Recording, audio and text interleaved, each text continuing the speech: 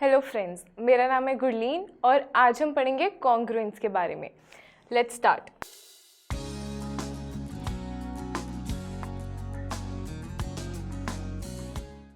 So first let's study what is congruence. When two figures are congruent, it means that they coincide with each other when superimposed. Superimpose होते हैं एक के ऊपर दूसरा रखना, ठीक है। And coincide means cover each other completely, मतलब वो कम्प्लीटली ओवरलैप हो जाते हैं। जैसे फॉर एग्जाम्पल आर हैंड्स, अगर मैं अपने दोनों हाथों को ऐसे रखूँ, they are covering each other completely, means they are congruent.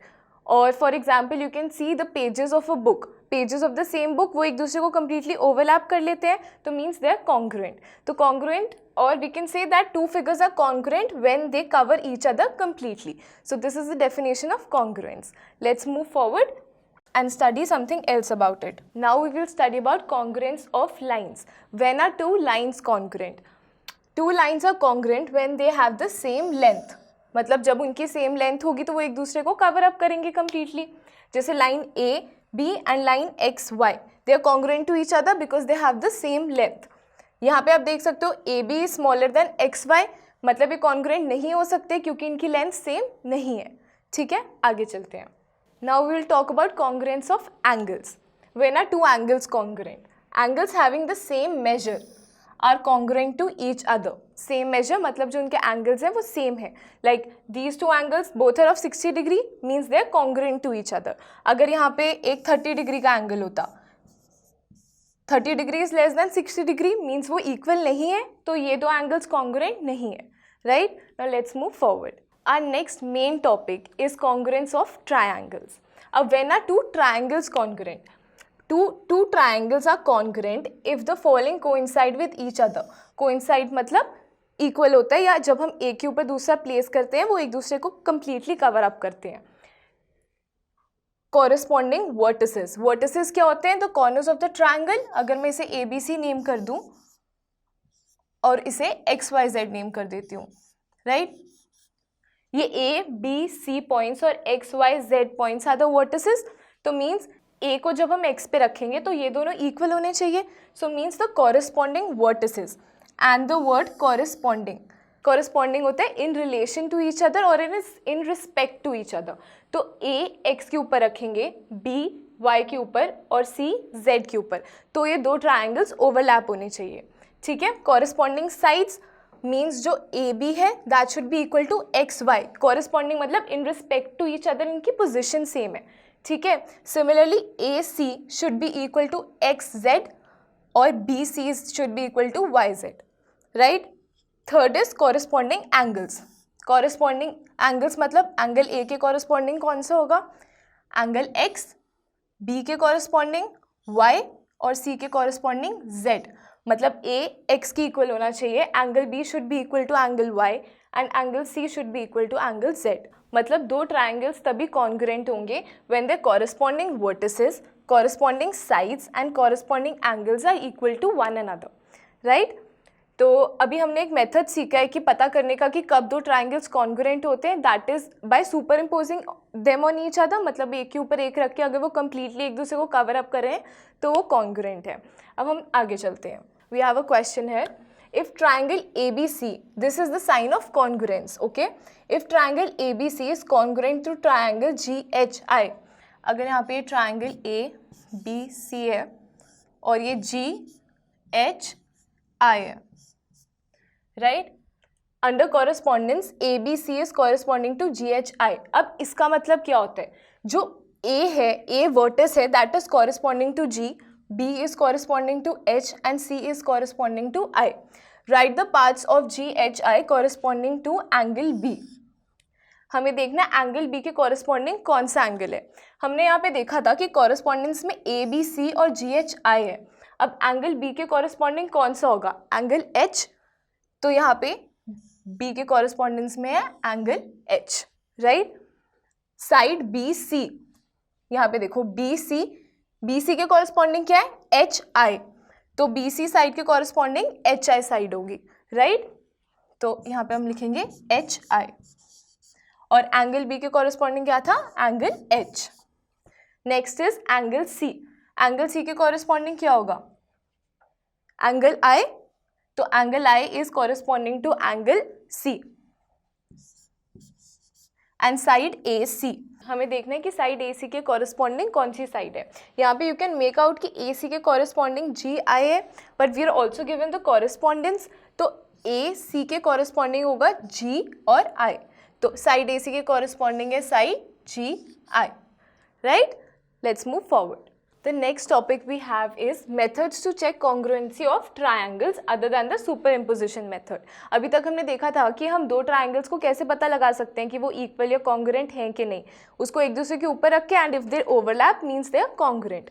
अब this is not always feasible कि हम दो ट्राइंगल्स को एक दूसरे के ऊपर रख सकें, so we have certain other methods जिससे हम ये चेक कर सकते हैं, ठीक है। These are the SSS criterion. Triple S means side, side and side. SAS criterion मतलब side angle side, ASA means angle side angle, और RHS means right angle hypotenuse and sides. These are just the full forms. Now we will study each one of them. First we have is the SSS criterion. It states that if the three sides of a triangle are equal to the three corresponding sides of the other triangle, then the two triangles are congruent to each other.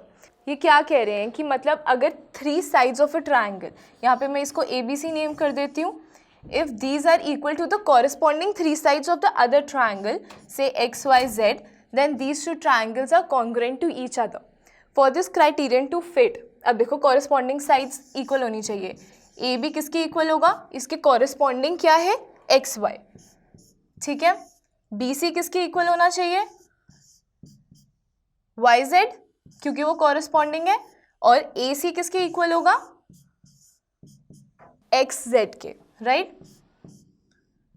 अगर ये three conditions fulfil हो रही हैं, means these two triangles are equal to each other. Let's move forward and solve some questions.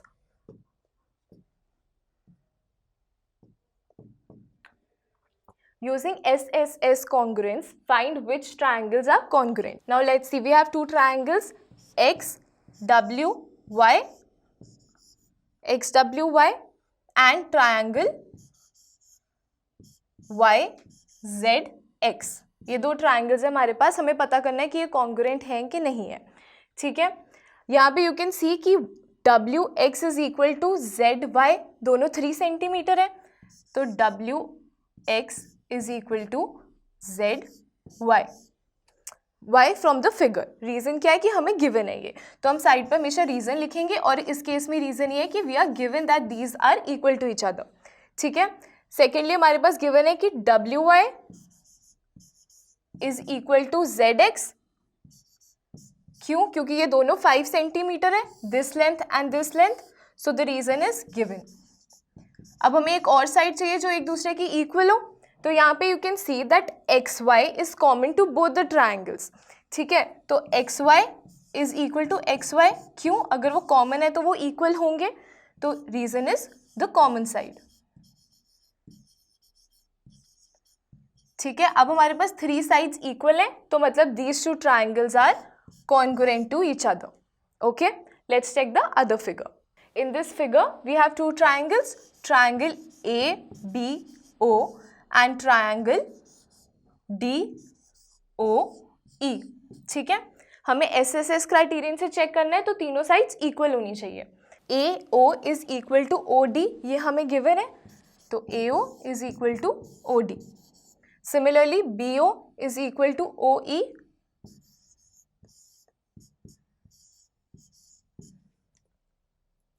and we have AB equal to DE।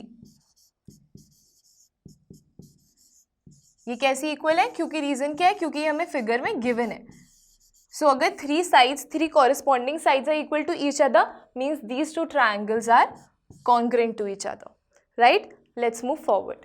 Next we have SAS criterion. SAS मतलब side angle side, तो इस criterion के according क्या है, it states that if two sides and an angle included between the two sides of the triangle is equal to the two sides and the angle included between the two sides of the other triangle are equal to each other.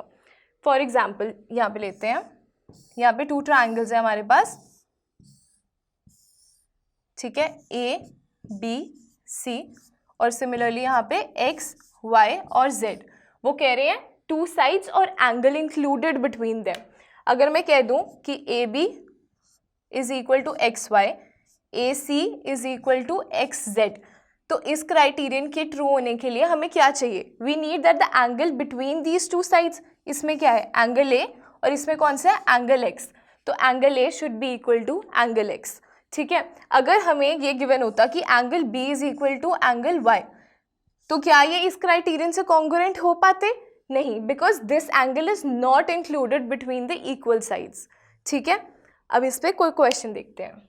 Using SAS criterion show if the two triangles are congruent, ठीक है।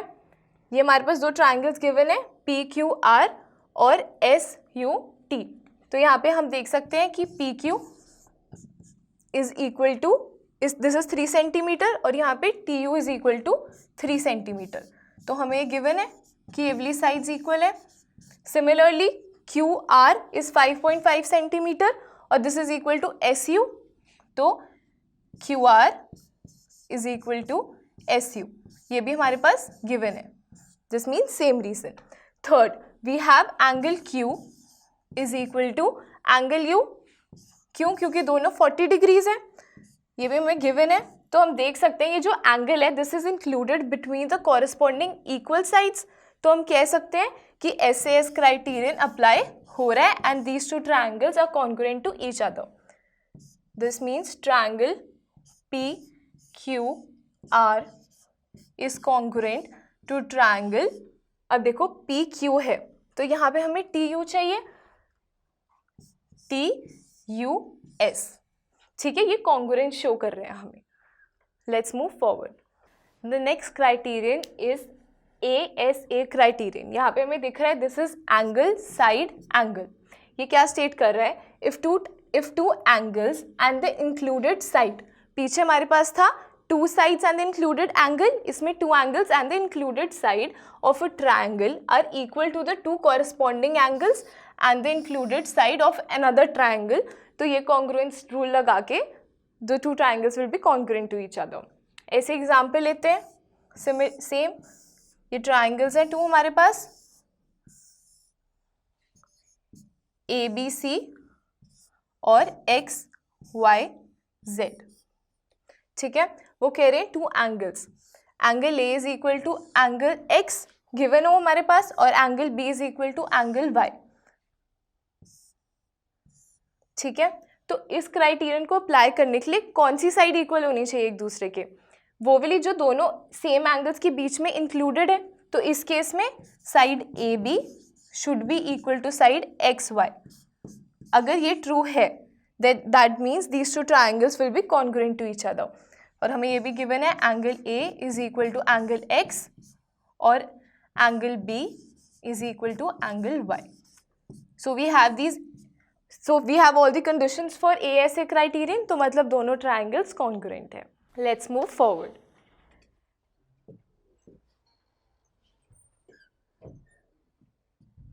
Here we have a question. How is triangle ABC congruent to triangle FED? तो हमें देखना है कि ये कैसे congruent है। हमें गिवन क्या है पहले वो लिखते हैं। Angle B is equal to angle E given है, दोनों 90 डिग्री है, ठीक है। We have BC equal to DE, BC equal to ED, ठीक है। और हमारे पास क्या इक्वल गिवन है? Angle A and angle F। We given angle A is equal to angle F। So these two angles are equal, but जो हमारे पास side given है जो इक्वल है, क्या ये दोनों एंगल्स के बीच में इंक्लूडेड है? नहीं। So we can't apply the angle side angle rule yet, क्योंकि उसके हिसाब से दोनों एंगल्स की बीच वाली साइड इक्वल होनी चाहिए, but this is not the included side, ठीक है। But we can still apply that rule. How? You can see कि ये 90 डिग्रीज हैं, ठीक है, और एंगल A और एंगल F इक्वल है। तो हमें पता है कि हर ट्राइंगल का जो मेजर होता है according to the angle sum property is equal to 180 degrees. तो उस हिसाब से angle C will be equal to angle D। कैसे? Angle B plus angle A plus angle C is equal to all the 3 angles of this triangle, ठीक है। Angle D plus angle E plus angle F, क्योंकि दोनों 180 degrees की equal होते हैं, ठीक है। हमें एंगल बी का मेजर गिवन है 90 डिग्रीज, ठीक है। Angle A is equal to angle F, ठीक है। तो यहाँ पे एंगल ए को मैं एंगल एफ लिख सकती हूँ क्योंकि वो इक्वल है, और यहाँ पे angle C is equal to angle D plus 90 degree plus angle F, ठीक है। तो यहाँ से एफ और एफ कट आउट हो सकते हैं क्योंकि वो इक्वल है, ठीक है।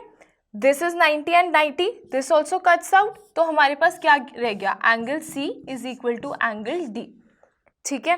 तो मतलब हमारे पास ये आ गया कि जो सी है वो इक्वल टू एंगल डी है। तो अब हम ए ऐसे रूल अप्लाई कर सकते हैं, two angles and the included side is equal, ठीक है। So we have angle B is equal to angle E, ठीक है। B C is equal to E D, angle A is equal to angle F and also angle C is equal to angle D. So we can cut out angle A and F क्योंकि हमें सिर्फ ये तीनों चीज़ें चाहिए for this criterion that is ASA. Therefore, triangle ABC is congruent to triangle FED using the ASA criterion, right? Let's move forward. This is our last criterion to find out if the two triangles are congruent to each other. ठीक है, ये है RHS criterion. इसका full form देखते हैं पहले. RHS means right angle, hypotenuse and side. तो इससे हम ये कह सकते हैं कि if the hypotenuse and one side of the right angle triangle are respectively equal to the hypotenuse and one side of another right angle triangle, then the triangles are congruent. ठीक है, ये कंडीशन सिर्फ तभी लगेगी when both the triangles are right angle, मतलब एक angle 90 degree होना चाहिए, ठीक है। यहाँ पे हम टू ट्रायंगल्स लेते हैं, ए बी सी